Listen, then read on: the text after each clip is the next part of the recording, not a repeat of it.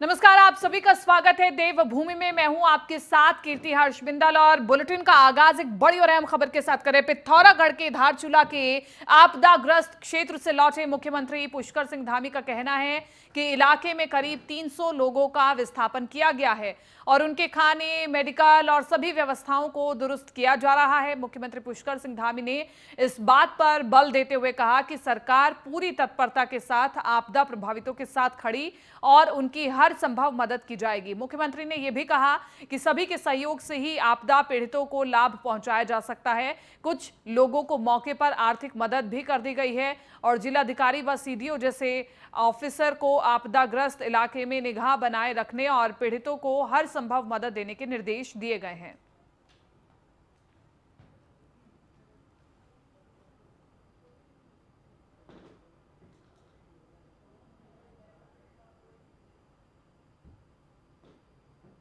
सौ के ऊपर की संख्या है जिनको अपने घरों से विस्थापित होना पड़ा है।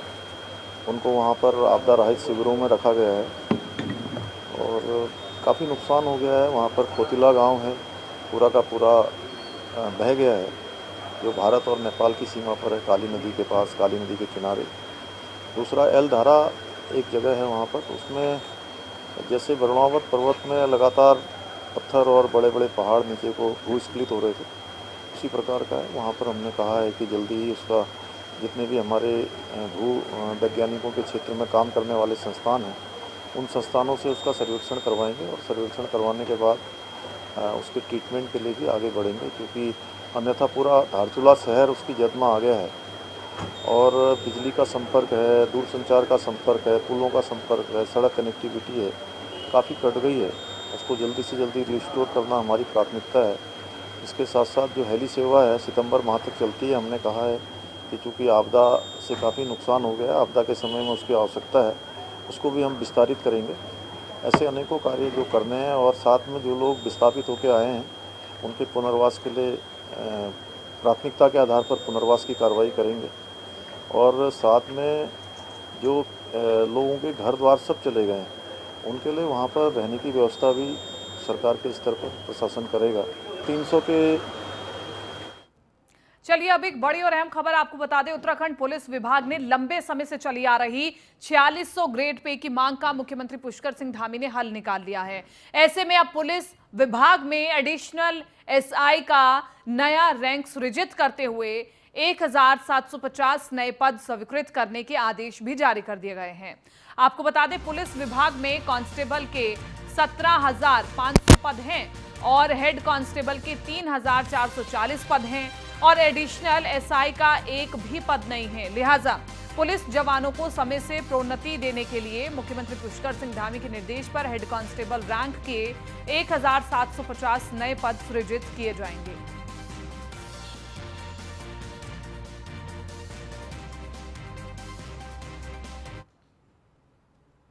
क्योंकि ये मांग चल रही थी और समाधान निकालने के लिए बहुत प्रयास पहले भी हुए। अभी हम लोगों ने बहुत सोचने के बाद, बहुत सारी बातें करने के बाद एक समाधान का ये नया रास्ता निकाला है और मैं समझता हूँ से जहाँ सभी को हमारे जो पुलिस में भर्ती होने वाले कांस्टेबल हैं उन सभी को एएसआई तक जाने का मौका मिलेगा।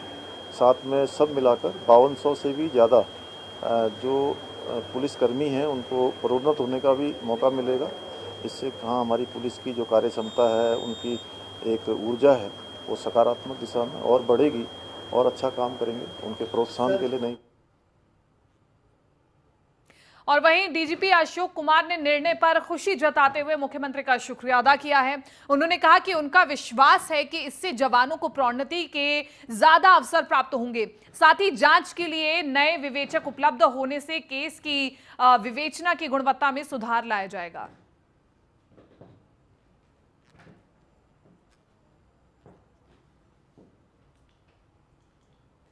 50 एडिशनल एसआई के पद हैं जो पूरी तरह नए हैं। अब आज के फैसले से माननीय मुख्यमंत्री जी द्वारा जो लिया गया है 1750 हेड कांस्टेबल के पद बढ़ेंगे तो पदोन्नति का अवसर बढ़ गया। उससे भी बड़ी बात यह है कि 1750 एडिशनल एसआई के पद हैं जो पूरी तरह नए हैं। हेड कांस्टेबल और एसआई के बीच में एक रैंक पैदा हो गया है एडिशनल एसआई का, और ये 1750 सारे पद प्रमोशन के होंगे। तो इससे हमारे विभाग में एकदम से जो ऑलरेडी हेड कांस्टेबल हैं वो सब उनमें से अधिकांश एडिशनल एसआई बन जाएंगे और फिर नीचे हेड कांस्टेबल की अपने 1750 और ये जो 1750 3500 वैकेंसी हेड कांस्टेबल पे होएगी। तो सारे कांस्टेबल्स में एक साथ से प्रमोशन के बहुत ज़्यादा स्कोप होंगे और भविष्य में मुझे उम्मीद है कि हेड कांस्टेबल 15 साल के आसपास आ जाएंगे और एसआई एडिशनल एसआई बनने में 25 साल की सर्विस पे बन सकेंगे। तो पूरे विभाग में इससे एक बहुत ज़्यादा जिसे कहते हैं बहुत ज़्यादा जंप आएगा। और दूसरा बड़ा फ़ायदा इससे होने वाला है कि हमारे एसआई जो थे विवेचना के लिए बहुत कम उपलब्ध होते थे। एडिशनल एसआई को हम विवेचना के अधिकार देंगे और भी बहुत सारे अधिकार इनको देंगे, 2 स्टार ये लोग पहन पाएंगे। तो उससे हमारा जो विवेचना का लोड एसआई से प्लेन के ज़िलों में एक एसआई 40 विवेचना करता है एक साल में, तो उसमें गुणवत्ता आ ही नहीं पाती, उसे बहुत ज़्यादा कोर्ट में भी खड़े रहना पड़ता है। तो विवेचना का लोड भी हमारे एसआई से कम होगा और विवेचना की गुणवत्ता में सुधार होगा एडिशनल एसआई रैंक बनने से। ये सारे फ़ायदे इस फैसले से होने वाले हैं। मैं माननीय मुख्यमंत्री जी का पुनः धन्यवाद देना चाहूँगा कि जो है हमारे जवानों की ग्रेड पे की समस्या का समाधान हुआ। साथ ही साथ पुलिस में एक पिरामिडल स्ट्रक्चर बनेगा जिससे कि एक ही रैंक पे 20, 25, 30 साल जो अभी चल रहा था, कांस्टेबल ही रहता था आदमी 30 साल तक, 25 साल तक, वो नहीं होगा। तो उसमें नई ऊर्जा, नई स्फूर्ति का संचार होगा। और हरिद्वार के पथरी थाना क्षेत्र के फूलगढ़ शिवगढ़ में गांव में जहरीली शराब पीने से अब तक 11 लोगों की मौत हो चुकी है। रविवार को इलाज के दौरान 3 अन्य लोगों की मौत हो गई है। वहीं सोमवार को भी एम्स में भर्ती पर एक शख्स ने दम तोड़ दिया। पुलिस ने शराब कांड के मुख्य आरोपी को दबोच लिया है। आरोपी ने अपनी पत्नी को ग्राम प्रधान का उम्मीदवार बनाया है। ऐसे में चुनाव जिताने के लिए अपने घर में कच्ची शराब पिलाई थी। गिरफ्तार आरोपी का नाम ब्रिजेंद्र है और जो फूलगढ़ गांव का ही निवासी है। आरोपी ब्रिजेंद्र ने पत्नी को ग्राम प्रधान का चुनाव जिताने के लिए अपने घर में कच्ची शराब पिलाई थी।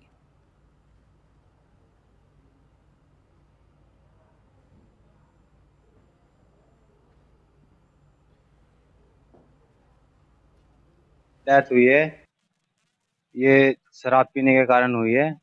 जो लगातार ग्राम पंचायतों की दारू पी रहा था, इस वजह से उसकी डेथ हुई है। शराब तो सभी कैंडिडेट की दे रहा था वो, कोई एक ही का नहीं जो प्रधानी के पद पे है। दोनों गांव में तकरीबन 14 मौतें डेथ हो चुकी है। डेथ हुई है ये शराब पीने के कारण। और सुदीप जैन विशेष संवाददाता हमारे साथ लाइव बने हुए हैं। सुदीप जैन, ये जो जहरीली शराब कांड का पूरा मामला है, इसमें मौतों का आंकड़ा लगातार बढ़ता जा रहा है। हालांकि इस पर सीधे तौर पर कह दिया गया था कि तुरंत कार्रवाई होनी इस पर चाहिए। अभी तक इस पूरे मामले में क्या अपडेट है?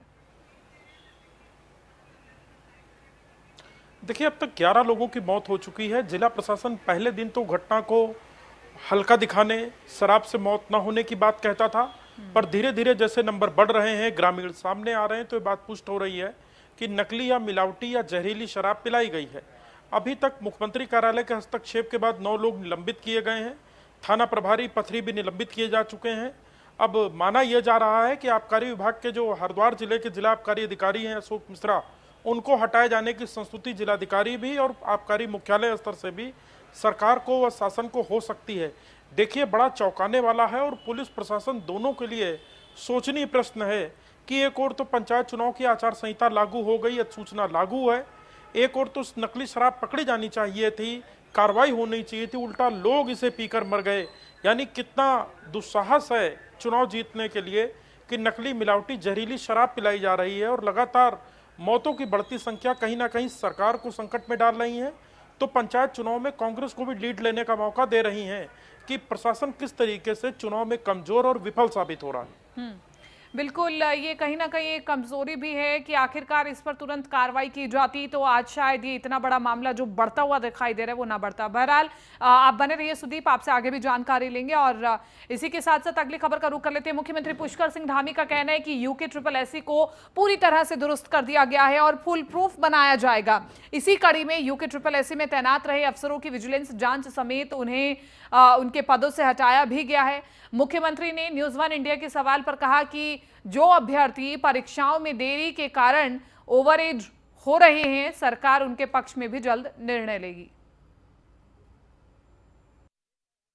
हमारा जो सबसे पहला उद्देश्य है वह यह है कि जो हमारे आगामी जो भर्तियां होने वाली हैं, एक तो वो भर्तियां किसी भी तरह से प्रभावित न हों, उसको लेकर हमने एक बड़ा कदम उठाया है कि 7,000 से ज़्यादा जो पद अभी वैकेंट हैं, जिनको अधीनस्थ चयन आयोग से होना था, उन सभी को अभी ट्रांसफ़र कर दिया है लोक सेवा आयोग को। और निकट भविष्य में चूँकि जैसी ज़रूरत पड़ेगी, इसको इतना एक साउंड प्रूफ बनाना है इस तरह से कि आगे भविष्य में कभी भी गलतियाँ न हों।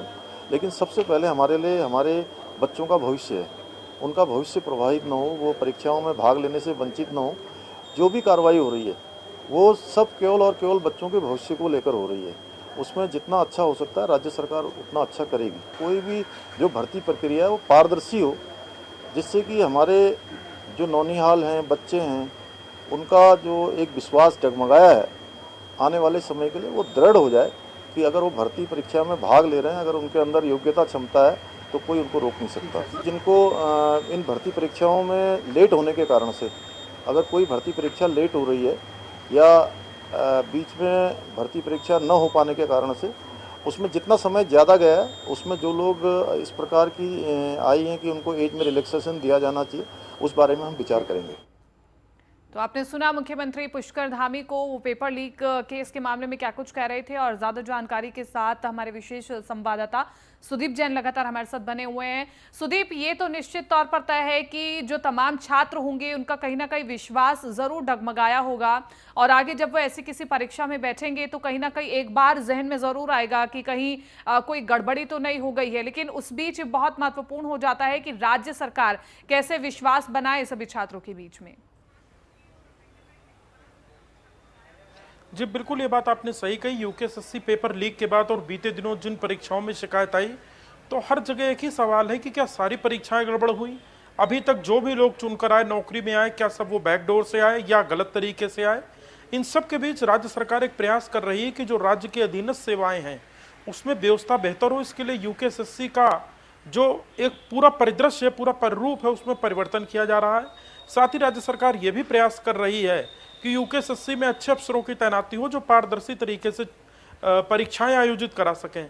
न्यूज वन इंडिया से जब मैंने सवाल मुख्यमंत्री से पूछा कि कई अभ्यर्थी ऐसे हैं जो ओवरेज के कगार पर हैं या परीक्षा होने तक ओवरेज हो जाएंगे, इस पर मुख्यमंत्री ने भरोसा दिलाया है कि सरकार ऐसा रास्ता निकालेगी कि ओवरेज हो रहे या ओवरेज होने वाले अभ्यर्थियों को मौका मिल सके और उनका भी नुकसान ना हो, इस बात का सरकार ख्याल रखेगी। ठीक, बहुत बहुत शुक्रिया सुदीप तमाम इस जानकारी के लिए और बातचीत के लिए। इसी के साथ साथ आगे बढ़ते हैं। कांग्रेस के पूर्व राज्यसभा सांसद प्रदीप टम्टा ने मसूरी में प्रेस कॉन्फ्रेंस की। प्रदीप टम्टा ने यूके भर्ती घोटाले की सीबीआई जांच की मांग की है। प्रदीप टम्टा ने आरोप लगाया कि अधीनस्थ चयन आयोग में हुए भर्ती घोटाले से लोगों का ध्यान भटकाने को लेकर के विधानसभा की जांच कराई जा रही है।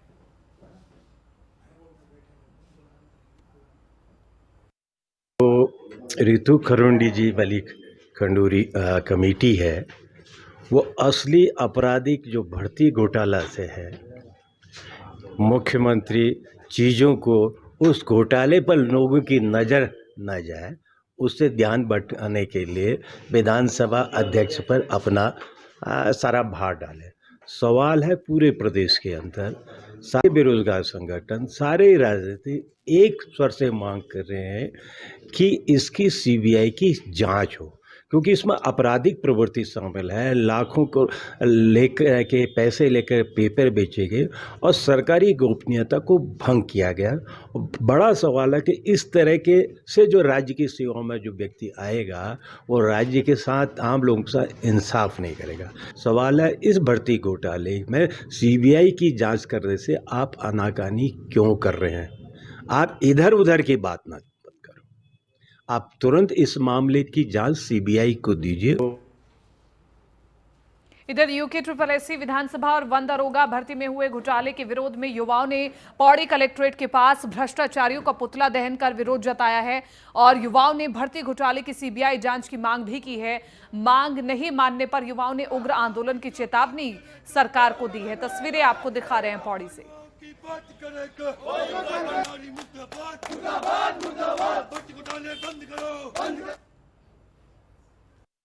पूर्व में हुई थी बीपीडब्ल्यू है या बनारक्षी जो भी भर्तियां हुई हैं उनको लेकर एक बड़ी धांधली सामने आई है और हाकम जैसे नेता जो जिन्होंने पैसे देकर नौकरी लगाया है और अभी हाल ही में चाहे विधानसभा का मामला हो चाहे सरिता आर्य जी का मामला हो उनको युवा मतलब उनके रिश्ते संबंधी उनको एक पत्र लिख के दे रहे हैं कि उनको नौकरी लगा दिया जाए। और हमारा जो युवा है वो दिन रात मेहनत कर रहा है, कोचिंग सेंटर में जा रहा है और लाखों फीस भर रहा है, लेकिन फिर भी नौकरी नहीं लग पा रहा है।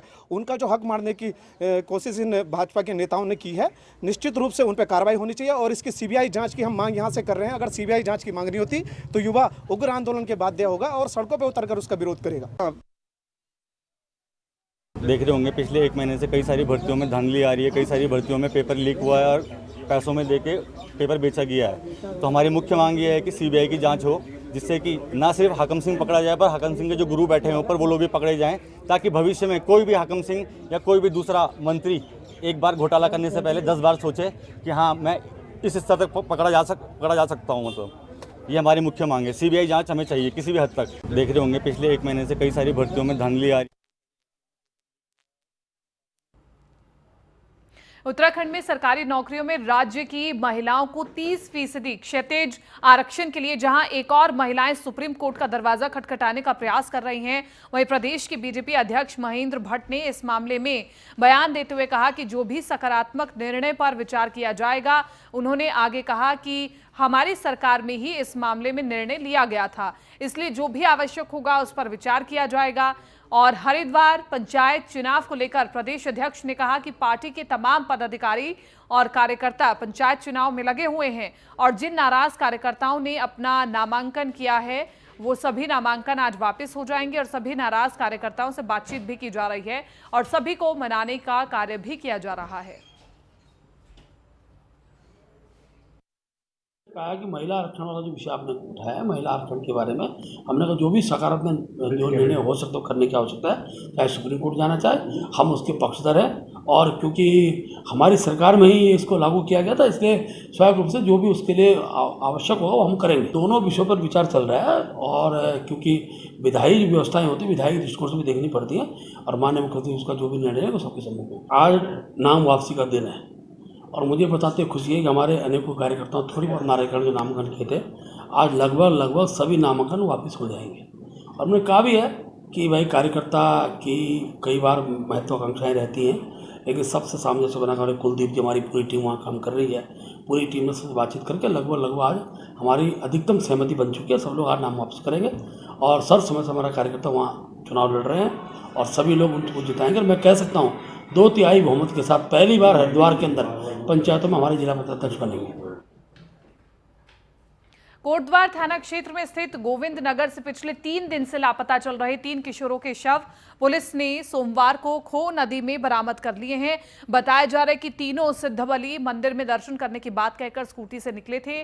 कुंभी चौड़ क्षेत्र में इन तीनों को स्कूटी पर जाते देखा गया था, लेकिन शाम तक किशोर घर वापस नहीं लौटे। घर न लौटने पर परिजनों ने खोजबीन शुरू की। पुलिस ने भी क्षेत्र में सीसीटीवी फुटेज खंगाल करके तीनों किशोरों की तलाश शुरू कर दी थी, लेकिन परिजनों और पुलिस को किशोरों को ढूंढने में सफलता नहीं मिल सकी थी। सोमवार सुबह दोपहिया वाहन सड़क के नीचे पड़ा मिला। सूचना पाकर पुलिस मौके पर पहुंच गई है। पुलिस का कहना है कि प्रथम दृष्टया में ये घटना सड़क दुर्घटना लग रही है। पुलिस ने तीनों किशोरों के शवों को कब्जे में ले लिया है और पोस्टमार्टम के लिए भेज दिया। इस घटना से इलाके में हड़कंप मचा हुआ है।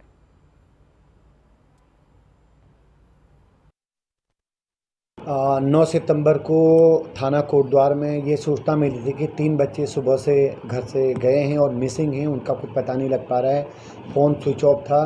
तो इस सूचना पर कोटद्वार थाने ने तुरंत उसमें मुकदमा दर्ज करके 3 टीमें बनाई, क्योंकि हमारे भी निर्देश थे कि तुरंत इसमें बच्चों वाला मामला है तो इमीडिएट सर्चिंग शुरू की जाए। तो 2 टीमें थाना कोटद्वार से और एक हमारी CI की टीम लगातार ट्रेसिंग का काम कर रही थी। दुखद घटना हमारे सामने है और तीनों की जो डेड बॉडी है वो हमने रिकवर की है और यही अंदेशा अभी लग रहा है कि वो पुल से उनकी स्कूटी सहित वो लोग नीचे गिरे।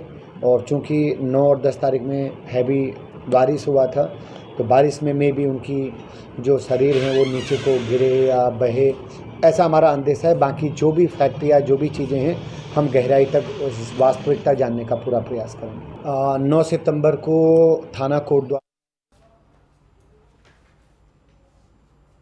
हरिद्वार के बहादुराबाद थाना क्षेत्र के गांव में मरगूबुपुर में डबल मर्डर से सनसनी फैल गई है। पहले एक महिला ने पारिवारिक कलह में कुल्हाड़ी से अपने पति की हत्या कर डाली। इसके बाद गुस्से में आए बेटे ने अपनी सौतेली मां का गला दबाकर हत्या कर दी। बेटे ने खुद थाने पहुंच करके पुलिस को इस पूरी घटना की जानकारी दी है, जिससे हड़कंप मच गया। फिलहाल पुलिस गाँव पहुंच गई है और हत्याकांड के बारे में जानकारी जुटा रही है।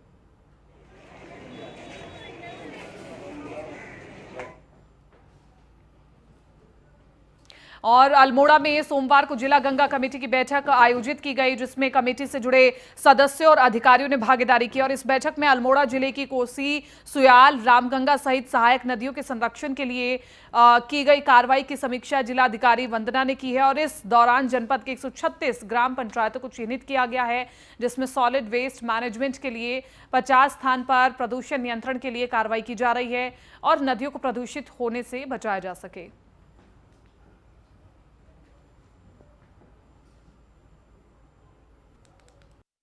में प्रभाव जो स्वजल विभाग की तरफ से रूरल एरियाज़ में ऐसी ग्राम पंचायतों का चिन्हीकरण किया गया था, उसमें 136 ग्राम पंचायतें निकल कर आई, जिनमें जो नदियों के किनारे स्थित हैं और जहां पर सॉलिड लिक्विड वेस्ट मैनेजमेंट का सर्वे किया जा चुका है।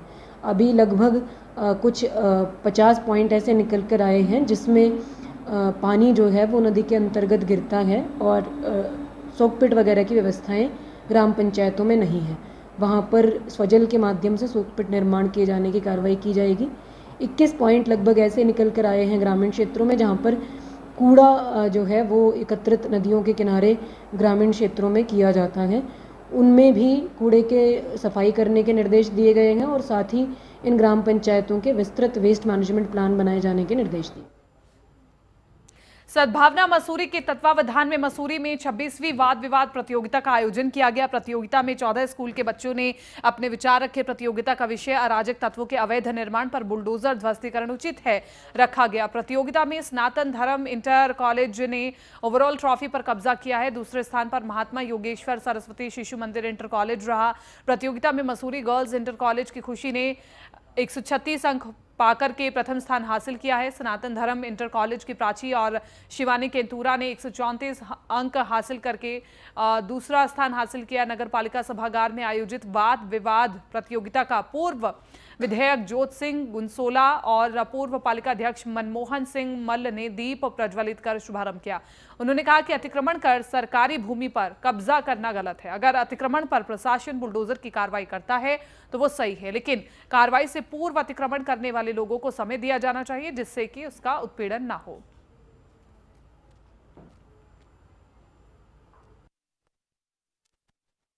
एक तो टॉपिक बहुत ही अच्छा लिया सद्भावना वालों ने, क्योंकि ज्वलंत टॉपिक है और जो ये बच्चे हैं स्टूडेंट्स ये इसको फेस करेंगे। थोड़ा बड़े होंगे तो इनको ये अपनी ज़िंदगी में ये ज़रूर फेस करेंगे, कहीं अवैध निर्माण हो रहे हैं या वो गलती से कभी उन्होंने अवैध कुछ ले लिया है, ये चलता रहेगा। तो ये बहुत एक तो थॉट प्रोवोकिंग था और मुझको लगा कि क्योंकि आजकल फेसबुक का ज़माना है, सोशल मीडिया का ज़माना है, तो मुझे बस एक बात लगी कि बच्चों का सब कुछ बहुत अच्छा था, थोड़ा रिसर्च वीक था। तो अगर हम लोग गलत पॉइंट्स पे, मैंने बच्चों को समझाया कि अगर हम लोग गलत पॉइंट्स पे ही आर्गूमेंट बेस करेंगे, फैक्ट्स पे नहीं करेंगे, तो हमारी आर्गूमेंट हमेशा हारी जाएगी। जो करंट टॉपिक होता है उस पर हम ज़्यादातर डिबेट कराते हैं और काफ़ी यहाँ पे 28 बच्चों ने बोला है पक्ष विपक्ष में। तो उसमें विभिन्न स्कूल, मसूरी के लगभग सभी स्कूलों से बच्चे आए थे और उन्होंने हमने जो हमारा टॉपिक था तो वो था जो आजकल चर्चा में भी है, तो अराजक तत्वों के अवैध निर्माण पर बुलडोजर ध्वस्तीकरण उचित। तो बच्चों ने काफ़ी पॉइंट रखे, लेकिन जहाँ मतलब जब हमने पूरा डिबेट सुनी तो उसमें लगा बच्चों ने भी जैसे फेसबुक और आईडी से ये सब देख के करा है, लेकिन बच्चों को एक हौसला मिलता है और सद्भावना हमेशा कोशिश करती है कि बच्चों को प्लेटफॉर्म मिले। तो फिलहाल इस बुलेटिन में मेरे साथ इतना ही, लेकिन आप बने रहिए न्यूज़ 1 इंडिया के साथ।